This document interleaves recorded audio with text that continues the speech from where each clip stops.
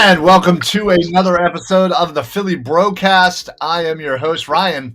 And I'm Ryan. What's up, bro? What's up, bro? What's going on, man? How are you tonight? Pretty good. Not bad at all. How about yourself? I'm doing fantastic. Love coming on here and getting to talk some Philly sports with you. Obviously, right now, with the Sixers season and the Flyers season over, and the Eagles kind of not yet kind of starting things, although they're starting to get out there for some practices and whatnot. We still have a little bit away before real training camp happens. So all we really have right now active is the Phillies, and yeah, they are inconsistent to say the least.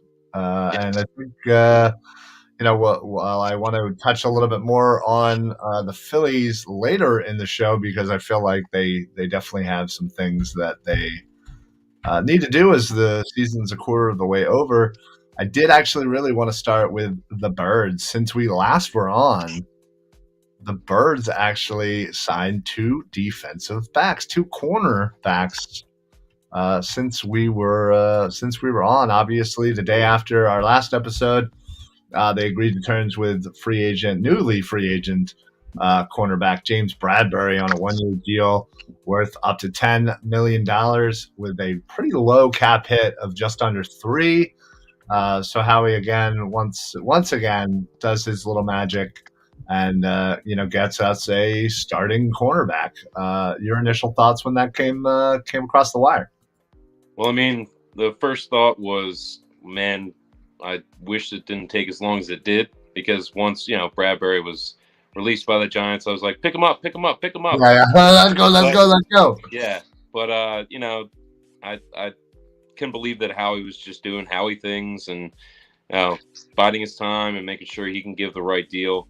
I had heard that other teams were obviously interested and threw some numbers at him, but he obviously thought that the Eagles were a bright spot and a place where he could succeed, and not only that, get the money that he wanted. So I'm ecstatic about that pick. It's great to have somebody lined up with Slay, and just I think it's been like over the past 4 years, there's only a couple guys with like 15 or more interceptions, and they're both one of those guys. So yeah, I think the stat was the last 4 or 5 years, Slay and Bradbury are 1 and 2 with pass defenses, with just over 80 each, which is phenomenal. I mean, Bradbury obviously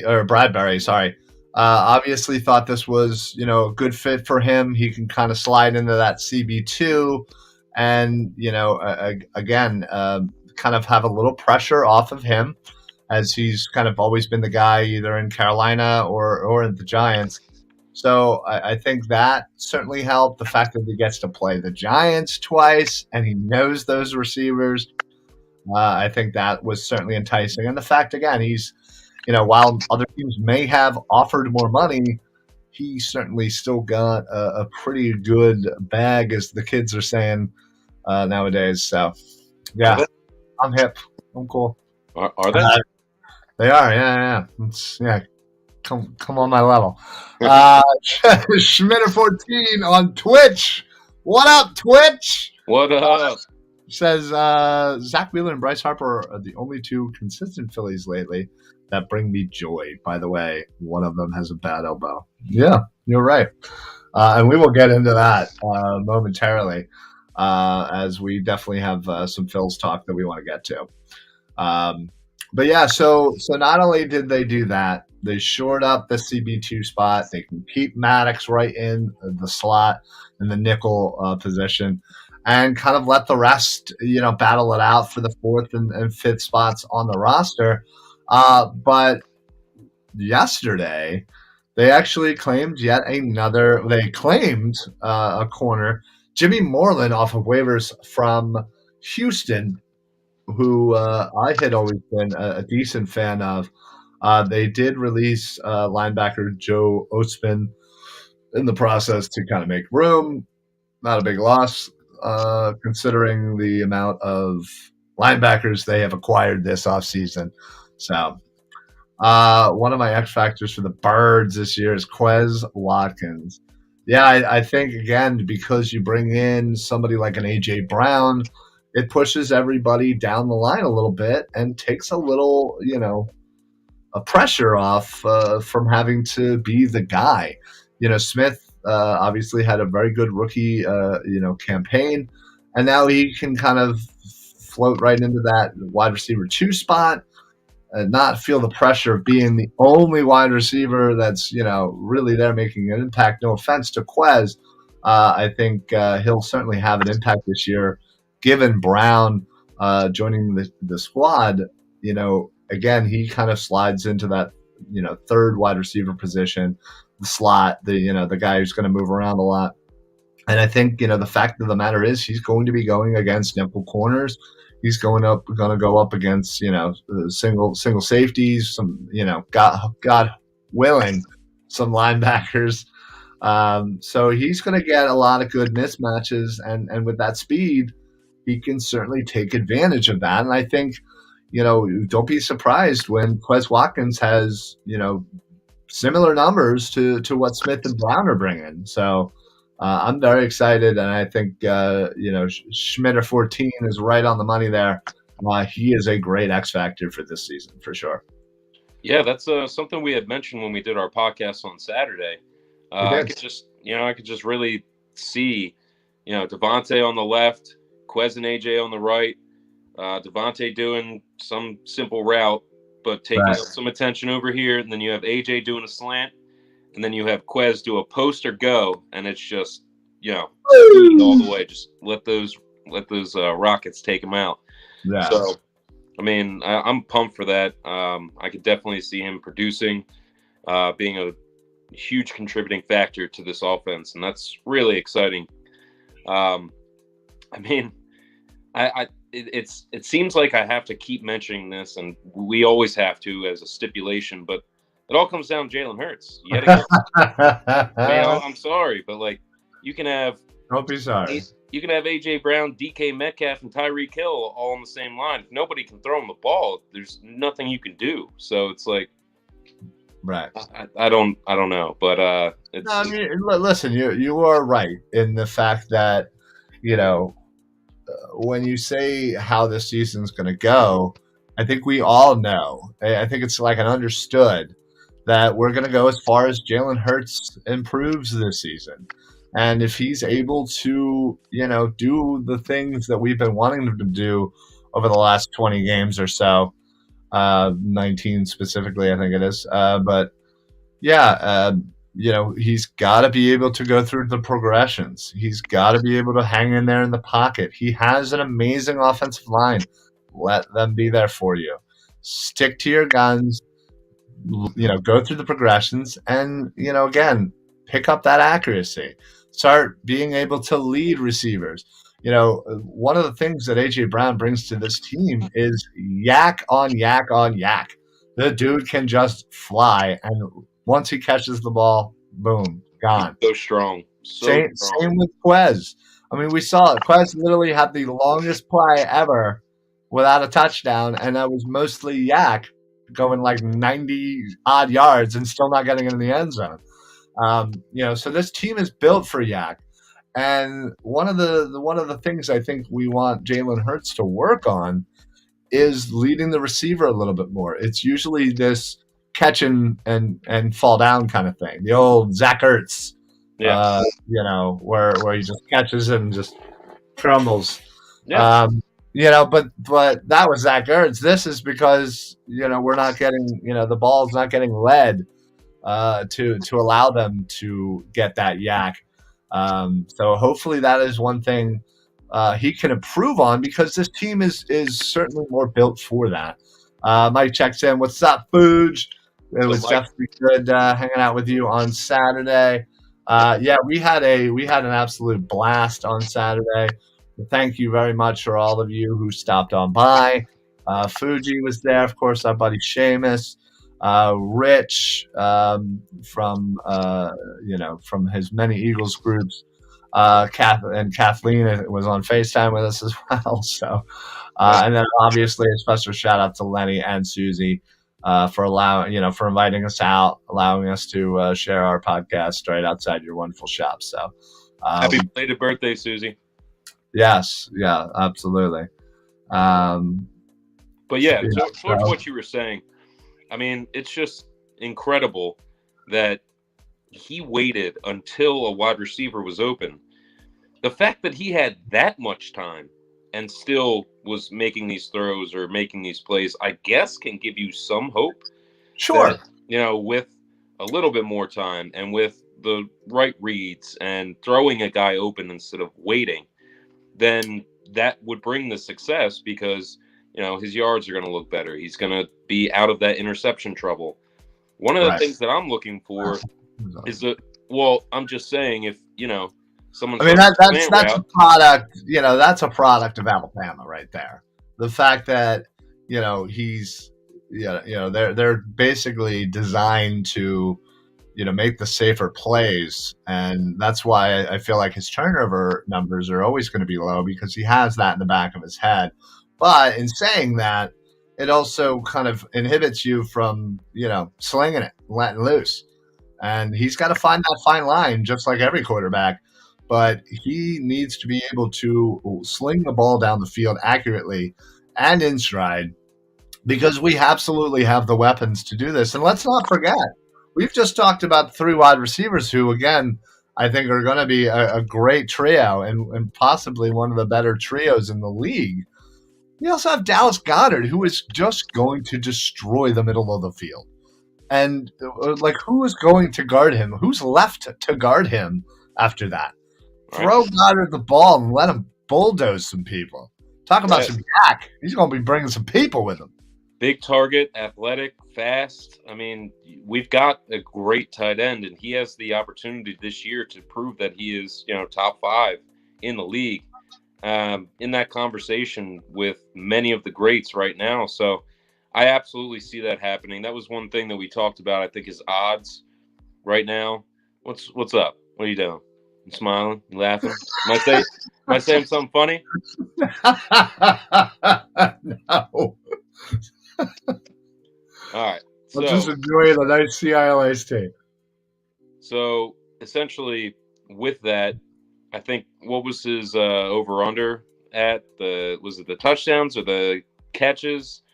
I forget which one it was, but I think we all kind of said over for. Yeah, I think this could be his Zach Ertz, progression year where he takes that big step where Ertz kind of, again, we expected a lot of Ertz in the beginning and he took a little while to get there. But once he was on the cusp of greatness, that next season, he took that giant leap and became one of the better tight ends in the league. And I think that Goedert is right there. He is on the cusp of getting into that conversation. And just like Ertz, I truly believe that he can make that ascension and get into that upper echelon of top 5, top 6 tight ends in this league, without a doubt. And there are some great tight ends in this league. I mean, honestly. Kelsey and Mark Andrews and Darren Waller.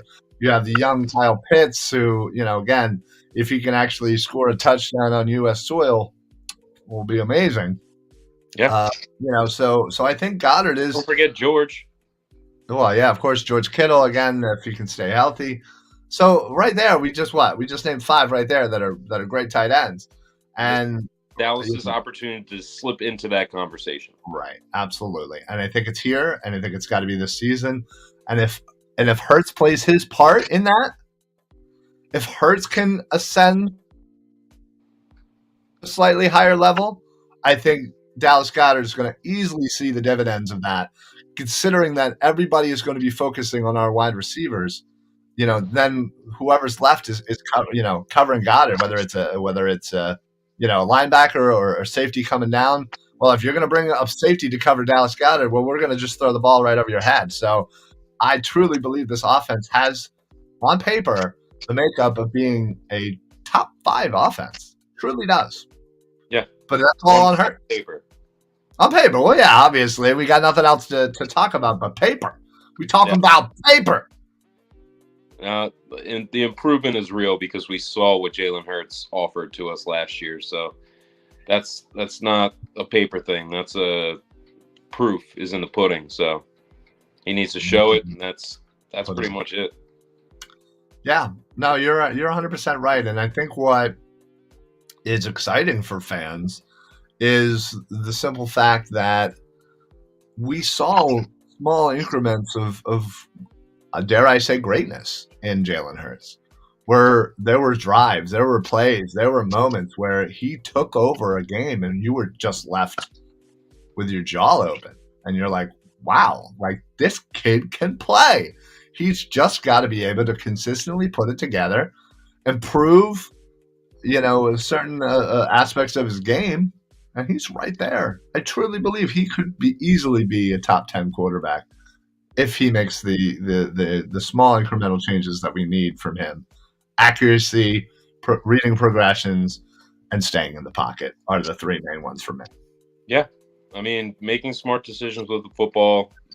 Like another thing we talked about on Saturday was just the fact that, if he gets in a situation in which he would have to, throw the ball away, not curling the ball up and trying to make that extra move, it's throwing the ball away. That's perfectly fine.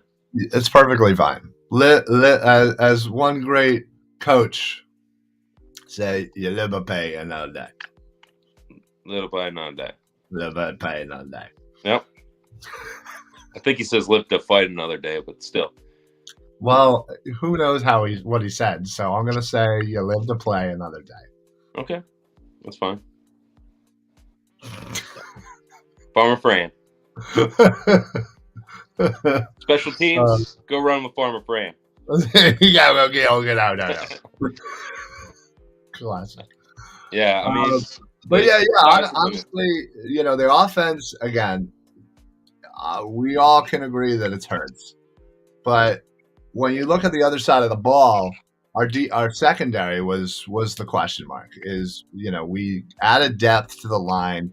Granted, it's another year older, but there is incredible depth. There is incredible talent. If Brandon Graham can come back to even a slight ability that he had prior to his injury, Fletcher Cox, if he can kind of get back to being Fletcher Cox, and I think he can because you have that depth. Adding Jordan Davis and basically having two units that you can just rotate in and out interchangeably, keep guys fresh. And then obviously all of the great improvements in the linebacking core, bringing in Kazir White, Hassan Reddick, who I truly believe will be lining up all over the field because Gannon isn't just a traditional, hey, we're playing a 3-4, that's it. He showed multiple looks where he had some 3-4, 4-3, had some more nickel packages, and I think he's going to utilize that even more, especially more in the 3-4, where Reddick can be kind of an edge rushing linebacker, along with Sweat, who just today there was video of him, rushing the quarterback standing up.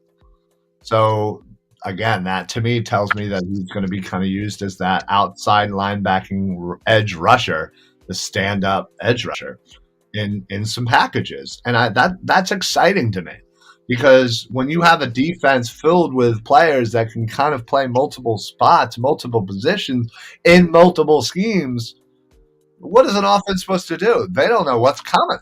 What defense are they about to see? Who's playing where? What guy is going to be out there? That front seven is chock-load full of talent, and guys can get after the quarterback. So I truly feel like if this defense doesn't work, it's not because of the players. It's not because Marcus Epps might be starting at safety. As much as I would love to upgrade that position, I'm feeling much better having Bradbury there. It makes that so much easier to swallow. But now the pressure's on Gannon. Yeah, the pressure's on Gannon right now, 100%. I mean, I would say that the pressure is on the coaching staff as a whole. We haven't seen what Nick Sirianni can do. I mean, the guy hasn't coached, a real team in like his whole career. I mean, if you honestly think He's never been a head coach. I don't think he's even coached high school football. I mean, the guy's been You mean like Doug around, Peterson? huh? You mean like Doug Peterson? I'm just saying, like, he's never coached a team until last year. This was his first job as a head coach. And now he's in his second year. First year didn't go all that well. It went pretty well, but I mean, I can say that there's a lot of room for improvement for him as well. So it comes down to the coaching staff and them taking this talent and taking us to the next level. You know, Yeah. 10-win plus season, playoff wins. These Yep. are things that we have to see, or else you and Jalen Hurts can get on the same bus together and see you later. I mean, this is one of the, not you, the coaches and Jalen Hurts can get on the same bus. We'll get them a group rate. It'll be so. I I mean, 5 tickets in bulk. exactly. And you know, it's just coming down to fundamentals, having these people ready and having them prepared for the different schemes that we're going to throw at these offenses, in particular for our defense. And if you're going to run these different schemes, you have to have disciplined players. And if they're not disciplined, that comes down to coaching. Yeah. I mean, you're 1,000% right. And, Thank you. you know, don't let it get to your head. Yeah. I mean, you know, they vastly improved this defense to the point now where there's no excuses. Same thing for the offense. I feel like Jalen Hurts and this coaching staff are on the same boat. They're absolutely in the same boat, and whether it's they sink or swim is entirely up to them. They don't have any excuses at the end of this year. You know how basketball teams and football teams have that slogan for their year? It's like with the Heat, it's like white hot heat or something like that for the playoffs. Right, yeah. The Eagles slogan is it should be no excuses. Yeah. That should be it. You're absolutely right. 2022, no excuses. No excuses. I mean, they brought in AJ Brown, your best friend. Your best friend. Yeah. They said, all right, come on down. Play with your boy. You got you drafted well. You picked up another, like you said, our CB2, huge pickup. These are moves that just really propel you to that next level. And it's all about the coaching and the quarterback performing so that we can move forward in this league and say to the whole entire league, hey, even though Jalen Hurts and these coaches staff didn't work out, you obviously see what we have. You obviously see that we are a desirable team, and you can come here and help us to win another Super Bowl. Yeah, absolutely. And they're set up for that. They're set up for either way. You know, if things end up working out, amazing, awesome. That only gives us more ammunition to go get better and use the assets that we have. And, you know, listen, if it doesn't, if Hurts ends up regressing and the coaching staff, you know, fumbles this season, okay, that's fine. I mean, I don't think Sirianni's going to go regardless if they have a bad season. I think Gannon could be the fall guy here. Should this team falter, but still, you can replace Hurts, you can replace Gannon easily, and say again as you said, to the rest of the NFL, listen, we have a plethora of young talent here. We have a nice mix of vets, young talent. All we need is you.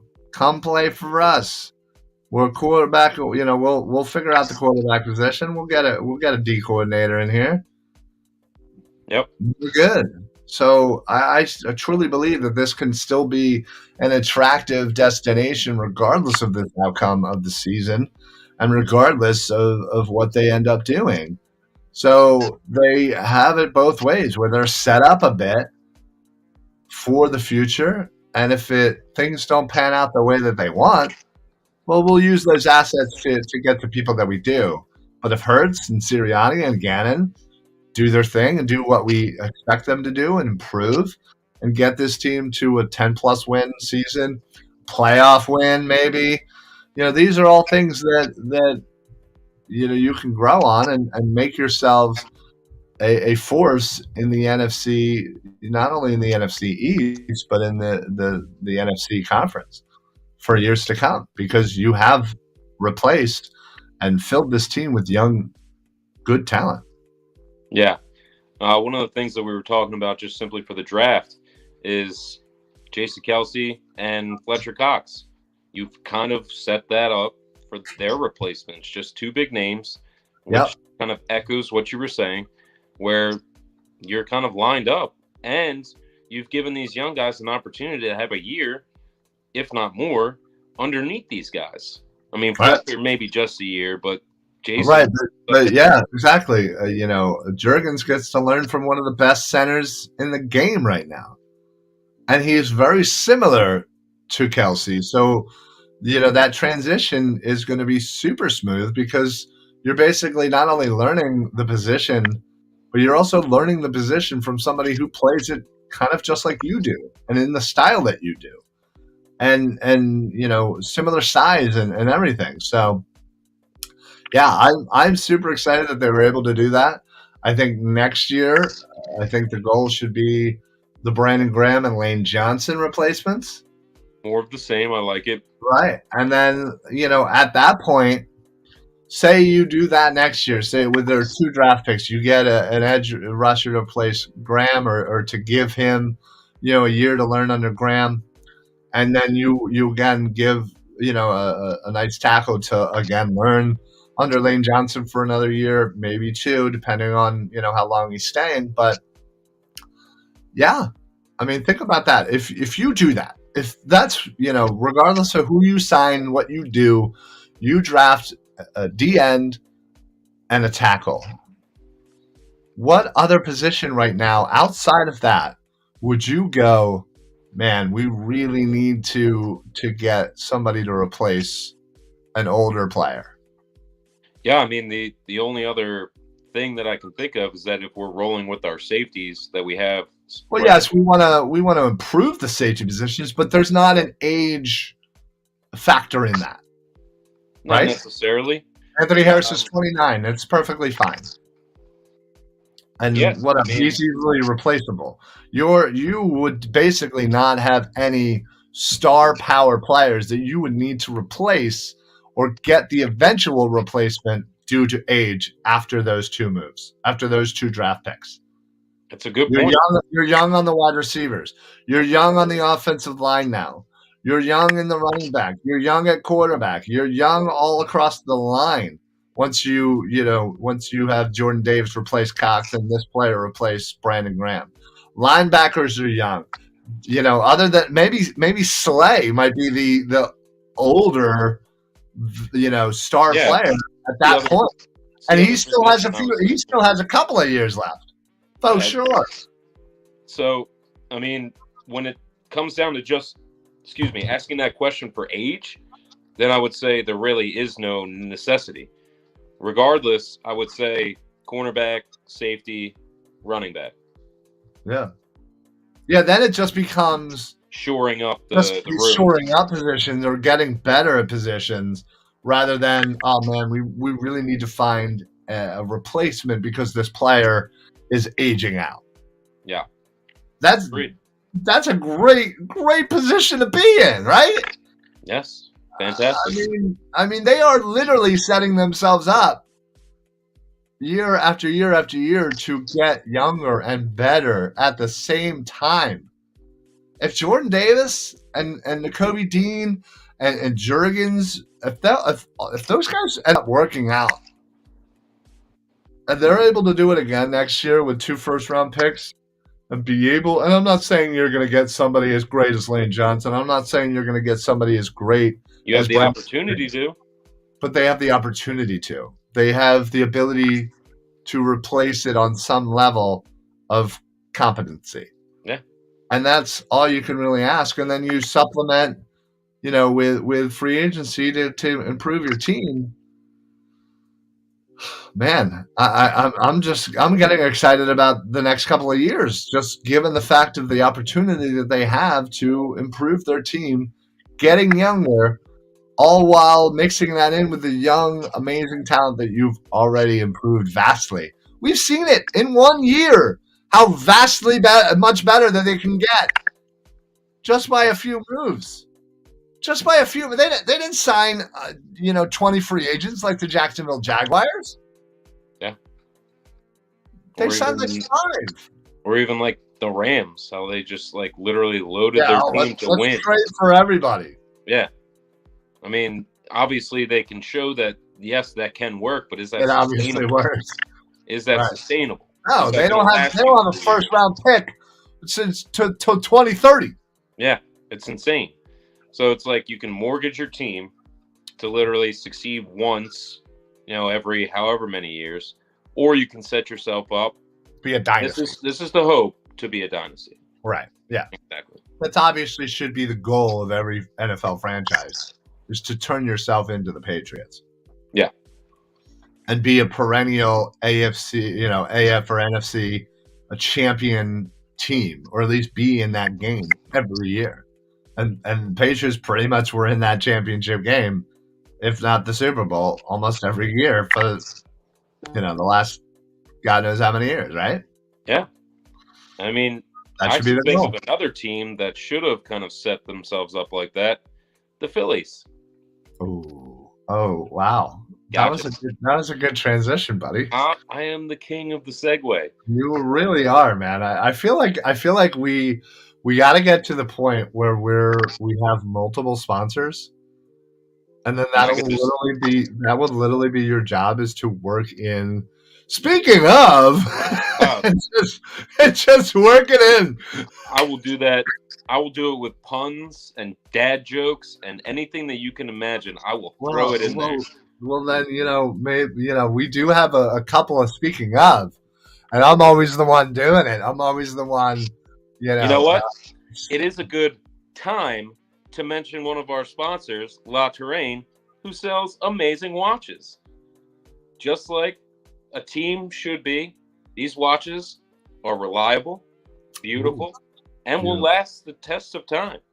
So go to laterrain.com, la-terrain.com, use PSA for site-wide discounts. They not only have watches, but they have excellent sunglasses and some other stuff that you just need to check out. Go check it out. Wristbands, watches, sunglasses. Watch bands, I think, even, whatever. The summer is coming. You want to look fly when you're on the beach. Check out la-terrain.com. Use PSA for site-wide discounts. Yeah! It's like I went to school for this. There you did. All right, well, while we're on the swing of things, of talking about how much, those amazing watches are, why don't you go to our next talking point as far as who we need to talk about? I'm not talking Phillies, but I'm talking down below. That would have to be our partners, Six Pack Coverage. I mean, you could see all their shows. They have shows about lifestyle, health, fitness, finance, you name it, they have a show about it. Travel. They want to talk about it. Travel. Things that you do on a daily basis, they have shows about. Check them out, sixpackcoverage.com, and, browse through. Click around. We're on there. We have our shows on there. Thanks, Coach. Next time it's just this, and I got you. This is built. But, Back Coverage, our shows are on there. They've been great to partner up with, and it's been a cool experience to check their website out, check out their shows. So go check it out yourself, sixpackcoverage.com, and see all the stuff that they have to provide for you. Yeah, no, they're fantastic. I'm so glad that Andrew, the head over there, reached out to me, and we had a couple of nice conversations. And he actually does a show. So they're based in Tennessee, and he actually does a show with former NFL great Albert Haynesworth, former Tennessee Volunteer, former Tennessee Titan, former Washington Redskin. They have a show about the Volunteers, which is awesome. So Yeah, we're real proud to be a part of this, more of a nationwide network. They have this like they're building this amazing college network of like having an amazing team at each major college, not only having shows but articles and coverage and getting out there among the people. So they're really building something special there. We're glad to be the Philly part of that, along with our brothers at CEV Network, who again has joined Philly Sports Alliance in many venues over the last couple of years. So we're proud to kind of be the Philly takeover for them.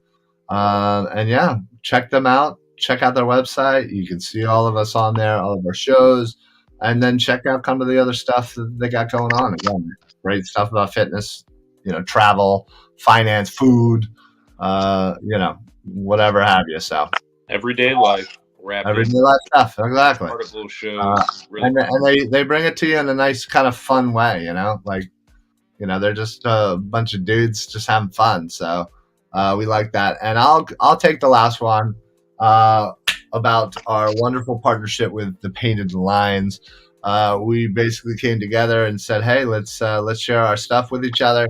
So we share our shows all over their YouTube. So again, welcome everybody whoever pops in from YouTube. I know that we got somebody watching right now. So again, appreciate that. We love the guys over at TPL, so I'm glad you're fans for them and can check out our stuff. But if you don't know who the Painted Lines are, go to thepaintedlines.com. Again, crazy amount of shows, in-depth coverage, Birds, Phillies, Flyers, Sixers, you name it.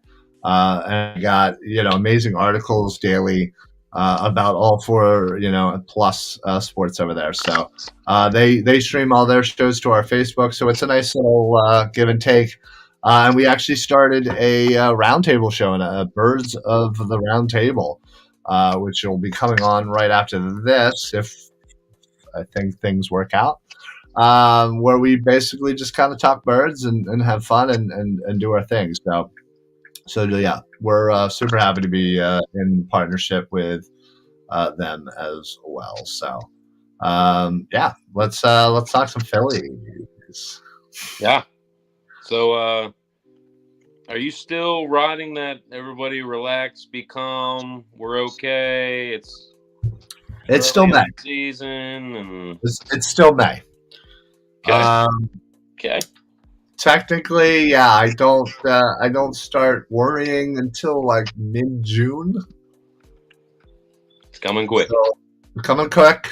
It's not trending in a good direction. I got 3 weeks until that spot probably happens, but yeah, I'm not thrilled. The fact of the matter is, a week or so ago, they took 3 out of 4 from the Dodgers. I was like, okay. And then right back down to earth. And, they lose games that they just kind of give away. Then they play the Dodgers again, and it's a complete reverse. And, they were lucky to get out with a win out of their series there. And again, they're in the midst of playing some divisional opponents before, the drop off of the schedule where things get a little bit easier. But you also had the lingering injury of Bryce Harper. His elbow issues. I've seen multiple reports, man. I've seen things where like it's just under, as serious as like needing Tommy John, or it's it's just a whatever. He'll be out for 6 weeks. Like, he'll be fine.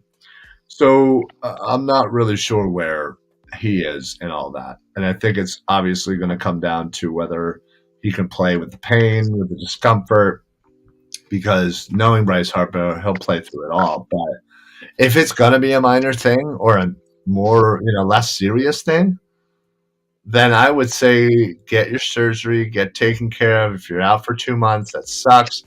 But, they have enough bombers there to kind of hopefully maintain a bit and get you ready for the end of the season, where we're probably going to need you for a playoff push.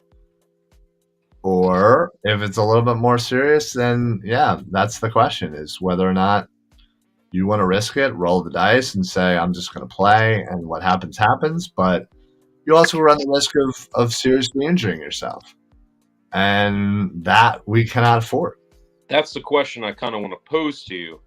Say it does come to your worry time. You said mid June. Yeah, mid June. That's when I started taking this shit seriously. He is still in lingering pain, in and out, possible DH here, Right. probably out some games. And we're in the same, if not worse, position. Do you say, and it requires Tommy John, this is all hypothetical. Do you say, get it because you're our superstar for the next 10 years? Or do you say, let's try and push it out? Let's see what we can do with this year. Get it in the off season. What do you think? Depends on where we are at that point. If we are, you know, if we're like 10 games out, have the surgery, man. Call the season. If we do anything with the season, great. If not, whatevs. You know what I mean? Like, Yeah. great. Now we can go into the off season where we can maybe unload DD or Gregorius or Segura. Same guy. Yeah, wow. We'll get both of them out of here. Well, Didi's injured right now, isn't he? Yeah. Yeah. So, yeah, again, you just kind of kick the can to the next year because you still have Castellanos, you'll still have Schwarber, you'll still have Wheeler, you'll still have JT. Although, man, what is going on with JT? He's just. I have no issues, no qualms with JT right now. He's still doing pretty well at the plate. So I'm behind the plate. I'm qualming pretty good over here. I know that's not just a word. Because of his batting? Yeah, he's batting like shit. I understand. He's in a slump. That's the guy where you say, okay, it's early because he has a track record of being great by the end of the year. He's done it. Well, but he's generally not this slow of a starter. He's not a Schwarber starter, where Schwarber's been doing pretty well so far. He has. I mean, he's on like a 5-game hit streak. It's tradition. No. Traditionally, Schwarbs is a slow starter, but he is, I think, raised his start a little bit more than his normal, which is great. Yeah, he had some down times, but I feel like last week or two, he's been really hot, which is great. But JT is inconsistent. He seems a little lost out there right now. And yeah, all right, behind the plate, he's still behind the plate. He's still one of the best defensive catchers out there, and he'll throw anybody out. You just have to be. I agree. I'm just saying. Listen, I'm starting on my radar. Now again, I won't talk about it until like mid June, and then I'll be like, whoa. Yeah. JT, we need to have a talk, bro. What's going on? I understand. That's reasonable. I mean, even someone like Bohm, I mean, he's been pretty great so far this year. Been very happy with how he's played. And then it's like, he'll have a couple games where he's just off. But that, again, it's baseball. You bat 300, you're in the Hall of Fame. It's one of those. So I will give JT that time. I know as long as he's consistent behind the plate, which is where we need him, then the batting will come. I know it will. It's just a matter of time and not a matter of, him, unless there is an injury or something that we don't know about. And that's the thing I hate about. Honestly, I will say that's one thing I truly hate about professional sports. There's going to be a hidden injury like Harden. Right. Harden was hurt this year. Right. I hate that. I absolutely hate that. It's because you look at a player who you have expectations, who again may be hurt, but you don't know officially. There's no official word, and his play is down here. So, and especially if it's an older, getting up there in years, or even like that transition from prime to veteran, you immediately go, oh, he's cooked, he's done, he's whatever. And I hate the fact that we immediately jump to that, but I also hate the fact that they're not upfront about their injuries. Like, we need to know these things. Like, your perception is 9/10 of the law. Like, if you got a hamstring injury that's lingering and you play it off like, nah, it's good. It's good. Yeah, you hear when you hear that hammy pop, you got to tell somebody. I fell to the ground like a sack of potatoes. That's what that honestly, I don't mean to sound this so mean, but that's what you get for playing for another team and never playing for my team. It was like I got sniped. A buddy of mine said, "You got sniped," and I was just like, straight down. Yeah, but it's funny that you're saying all this, and JT just hit an RBI. So yeah. I mean, it was a sack. It's a sack fly, but that's an RBI. That's I'll take it. It doesn't count as an at bat. Woo-woo. So, like, towards what we're kind of saying, with the Phillies being kind of right around 500, the inconsistencies frustrating you. I mean, they have a 7-game away trip, I guess. 7 straight games away against the Braves and the Mets. It's really tough. And right, but after you that, bring your A game. Exactly. So if but after that, it drops the hell off. If we can ramp up during this time, and then have that cruise period, that could lead us into a really good situation. So I agree. That's why I can see the promise. The only thing is, you're just getting Wheeler going now, so that's good. But like Nola's back to crap. You have one of your best pitchers being Ranger Suarez, which I doubt that's going to be consistent. I mean, yes, you just today signed Zach Eflin. I don't know if we talked about that at all. No, I didn't hear about this. I mean, this was minutes ago. I probably have it on my phone, actually. I don't want to look on my phone. But I'll just look up what the deal was. I think it was a 5-year deal. But just signing him, that's very promising. I like Eflin a lot. I heard that he got sandbagged by Baldy or Mr. Muscles over in San Fran. I'm just saying that he's got a lot of potential and talent that was literally suppressed by a coach. Where is this at? Sorry. It just happened, yeah. I think it might have been 1 year, actually. I lied. Just trying to find it. So they might be just putting them on 1-year deals. Sorry, folks. This literally just happened, so it's not as easy to find as certain things. 5.7 mil for the year. So for a year extension. Yeah. So I mean, I find that promising. I like Zach Eflin. And then you got, some other guys that are just kind of like Nebel. He's just kind of there. And, Gibson, he's just kind of there. And it's like, where's the guy? Who's going to be the one that steps up and really delivers for this team? Is it just Wheeler? No. If that's it, then we have no chance. Who started out pretty slow himself. And Nola's had a game or two where he's actually looked halfway decent, but generally he's been inconsistent. Garbage. Or garbage. He's like, what is he, like 1-4, 0-3? Like he's. I mean, I don't always take the whole win-loss thing that serious, but yeah. What about ERA? Well, that is more of an indicator. Sure. I mean, just like what I'm saying is, Wheeler, you know what you're going to get. Just kind of like JT. Slow start, but you know what you're going to get. They're proven. They've done this. It's the same thing with what we're now witnessing with Nola. We know what we're going to get. It's a shame, but it is what it is. Yeah.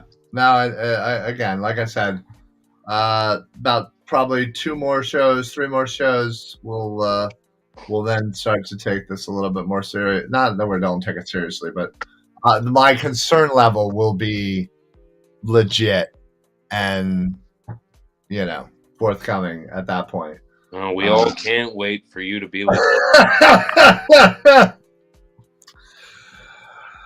Well, go after yourself, buddy. Flyers still looking for a coach. You're looking for a coach. What a shock! What a shocker! The Flyers haven't made a freaking quick decision. They've never made a quick decision in this when it comes to getting a head coach. It's always they're like the last ones that are like, hey, let's just see who's left. We'll take who got. You know, we're like, whatever. Yeah. No, be aggressive and go get somebody. Don't freaking interview Tortorella. And then pass around more than the freaking town whore. I'm done with them. I think the last guy was Trotz, and they're gonna, look into that. But they're not gonna make. He's going elsewhere. Like, don't even worry about it. They're not gonna make any picks or any names. So you're just gonna have to wait. Yeah, or get somebody like suck ass Tortorella. I don't want John Tortorella.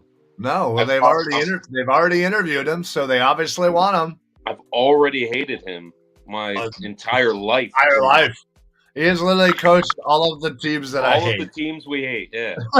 So, I think the worst was the Rangers, but still. Yeah, worst was definitely the Rangers. But yeah, he can absolutely go F himself. I don't want him on this coaching this team. And of course, he's going to be the coach. And I'm going to cut this clip, and I'm going to absolutely tag him in this when he gets hired. All right, and then the last thing, Sixers. We could talk about this next week, but they have an opportunity to make another big move, but it's going to stretch our bench to next to nothing. It's like scraping butter over too much bread. Are you talking about the Bradley Beal for Toby, Bradley Beal, and Thibault and some picks? I've heard that. I've heard Zach LaVine, and I've heard Donovan Mitchell. So we can talk about this next week. But I will take all three of them, and I'm okay with giving up Thibault at this point. You're going to have to give up Maxey. No way. For Beal or no. Donovan Mitchell, you're going to have to give up Maxey. No, I will not. No, I will not. You will take Toby, you will take Thibault, and you will take as many effing picks as I throw at you. You are not taking Maxey. They can't trade picks before next year's the upcoming draft because of the rule where you can't have So first round picks. Take some future ones. F off. I still don't think that people are going to do that because it's just pushing it down the road. Like optional. I'm sorry. Is Washington in a rush to get that much better when you're willing to trade your star and only player? Are you in a rush to have 3 players on your team and that's it? Like your starting 5 is going to be blank, Beal, Harden, and Embiid. And you have to convince James Harden not to take the full option. I mean, he's definitely taking the player option. Our only chance is to maybe sign him to like a 2-year deal where it's a little bit less than max. Exactly. But you're splitting like $60 million between 2 players and Embiid. Agreed, but the salary cap's going to be at like 124. Who are you going to get?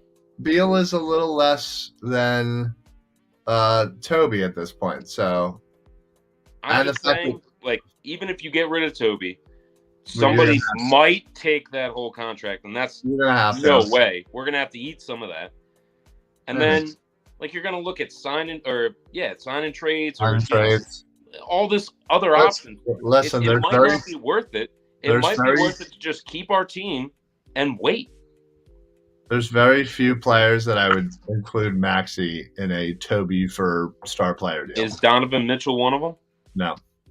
Why not? He's fantastic. So is Maxey. I'm just saying, Donovan Mitchell is what, 3 years older than Maxey and proven? No. 4? No. Yeah, he is. Yeah, we'll take your time.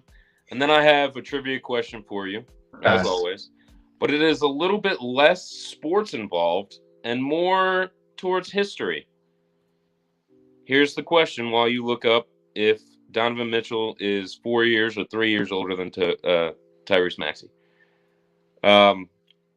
Ben Franklin moved to Philadelphia in 1723 from what city?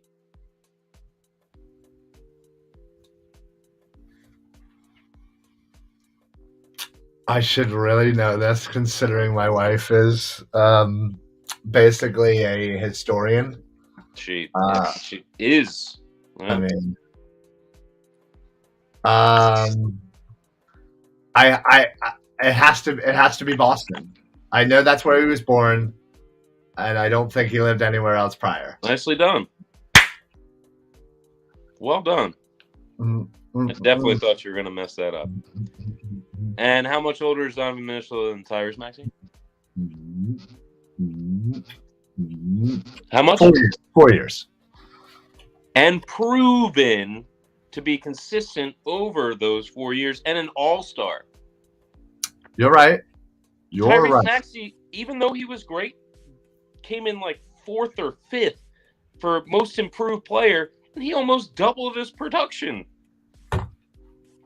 Listen, the incremental upgrades or improvements that Maxey has shown from year 1 to year 2 is. You like him because he's a Philly guy. He plays like a Philly guy. He does. And I love him too. But guess what? Donovan Mitchell is going to get us over that hump.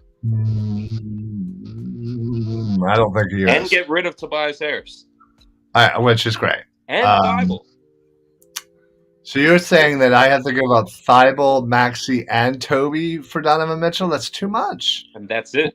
We can't afford to give up bench when we already have no bench. We have no money.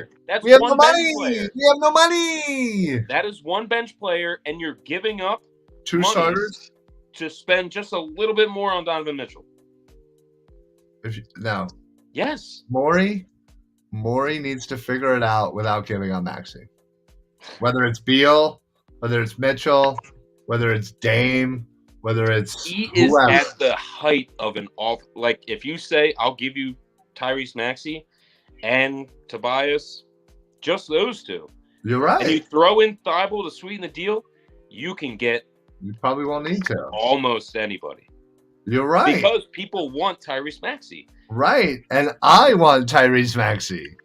But don't you want to get over the second round hump? I do. I want to get to the Eastern Conference Finals. I also want to make sure that this team is protected for this future. And you already have a potential multi all-star player in Tyrese. I would love to see Donovan Mitchell and Joel Embiid play together for the future. I agree. I like Donovan Mitchell. I really do. It would hurt me too much to see Maxey go on. Oh, like that hasn't happened in the past for the Sixers. That has happened a million times in Philadelphia. I know. So get used to it. I can't do it again. Not Maxey, man. I love Maxey. I get it. I love him. I love him. Like he is an adopted son of Philadelphia already, and he has been here for less than 2 years. It's incredible.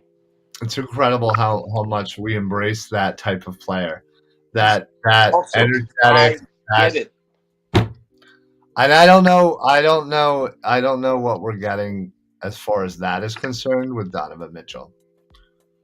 What do you mean you don't know what you're getting? The guy is amazing. I just know he's a great ball player, but I don't know if he's a Philly ball player. Yeah, he'll be one. That's the thing with Philly is they can convert you. Now, when you thought about or we've seen it a billion times where we think we have a Philly ball player and we get somebody who comes in here and acts like an absolute shaloob, and we kick them out of town because they ain't Philly. Usually that's like draft picks and random trades. This is like big time where people are going to go out and buy Donovan Mitchell jerseys off the rack. And not only that, if he talks to Bryce and says, hey, I didn't think I'd go to Philly, but guess what? I put on these dumb Fanatic cleats, and these people freaking love me. I mean, seriously, that's all you have to do. Okay, but guess what? You dangle the carrot. Harper is a Philly type of dude. Dude, He's a I hard hated worker. Bryce Harper. I didn't Well, want Bryce Harper. of course, he was Now a that I got National. him, I love him. He was a cocky little kid playing for the Nationals. But guess what? When you think of his core, abilities and his core nature, he's a hard worker. He is a guy that's going to play through injuries. He's a guy that's going to slam himself into a wall for Philly. And alone, yeah, right. That alone, though, endears you to this town. It endears you to this town. Or you have somebody like Ben Simmons who thinks he's above it all, who doesn't put all of his efforts in. He thinks, oh, I'm an all-star. Too soon, man. Too soon. Right, but perfect example. Dude wasn't a Philly guy. And we let him know about it, and we got him out of town. Carson Wentz wasn't a Philly guy. Carson Wentz wasn't a Philly guy. And we got him out of town. We need people who will die and bleed for this city. And if not, at least show that you will. If not, we will kill you. Seriously. Think about all the beloved players that have come through this town. All they had to do was show the effort that they wanted it just as bad as we do. And if you show that, you will be endeared here forever. Donovan But if Mitchell you don't, did that. if you think you're above it all, if you think you don't need to bust your ass to get better every year, then fuck you. Get the fuck out of here. We don't want you. A, watch your language. There's kids watching. It's my show. I'll curse if I fucking want to. There's kids watching. B. No, there's not. Go to bed, kids. It's 9 o'clock. 8 o'clock. I don't know what time it is. It's summer. Anyway. Not yet. Just stop. And B, Donovan Mitchell did that for a team that's like, I don't know, 11th in market? It's like, we're up 5 positions. Like, we're a top destination. I'm saying he wants to come here. What did he do? Endear himself to the Mormons? Like, get out of here. I'm just saying that, yeah, exactly. That's probably even less. Do they even have any other teams in that state? Yeah, exactly. So you're literally putting yourself out there for a team that only knows basketball. And it still doesn't have fans show up. Exactly. And you have talent on that team, and literally he does his thing. I could only imagine what he would do in a top 10 market. Listen, I'm not saying I don't like Donovan Mitchell. I do, and I think he'd be a great addition to this team, and I do think that Philly would love him. But it would crush us, and he would always crush you. No! It would crush this city to lose Maxey. Don't give me that shit. That will always be tied to him. And Donovan Mitchell will always be tied to Maxey. And no matter what Donovan Mitchell does, unless he brings us multiple championships and Tyrese Maxey goes to wherever, to Utah, to whoever, and sucks absolute ass, that's the only way that this thing will get over this thing. People will be in mourning if Maxey gets traded. Until the parade down Broad Street, and then it's who? Yeah. Well, let's not put the cart in front of the horse there, buddy. Let's get out of the second fucking round. That's why you get a guy like Donovan Mitchell. We just got a guy like the fucking James Harden. We still couldn't do it. We know what we were getting with James Harden. Don't play that. You didn't think you were getting Houston James Harden, did you? I thought I was at least getting quasi Brooklyn James Harden. Like shit. Quasi Brooklyn James Harden had Kyrie Irving and Kevin Durant on his team. We got freaking Florida James Harden, where nobody fucking knew who the fuck he was. I think everybody did. That guy was awesome. He was, but he wasn't like a huge college name. He was pretty big. Yeah. Phillies game's all tied up. Oh, good. Anyway. Okay, with a lot. Sorry. We clearly for anybody who's been sticking through that. Right. Thank you to the one. Thank you to the one or two people. I'm sure it's Shane because he's the one watching on Twitch. Thanks, brah. So that's been the constant. Which Shane might be our one and only Twitch viewer. Although I think we had 2 last week. So I appreciate all freaking 10 people that follow us on Twitch. Thank you. Clearly, Seriously, thank you. clearly, I do a lot of marketing or know how Twitch works. Otherwise, I'd maybe put more effort into it. You think Twitch is an involuntary spasm in your body? Yeah, I'm gonna freaking Twitch into a coma if we trade Maxi. Get the fuck out of here. All right, well, we have taken up enough of your time. We went a little OT tonight. We were gonna have our Eagles Birds of the Roundtable show, our Eagles Roundtable, but unfortunately, with Dives away in Florida, we just couldn't get the required amount of people, so it would have literally just been us two again, and nobody needs that for another hour. So, so we're gonna head on out of here. Appreciate everybody who came in and watched. Special shout out to Shane and Mike, of course, for giving us some comments. But we're gonna head on out of here. We'll see you guys next week for another Tuesday edition of the show. So, Ryan, you got anything to add before we get on out of here?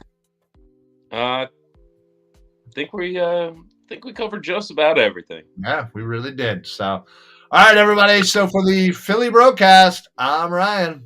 And I'm Ryan. Peace out, bros. All right, bro. Go Birds. Go Birds.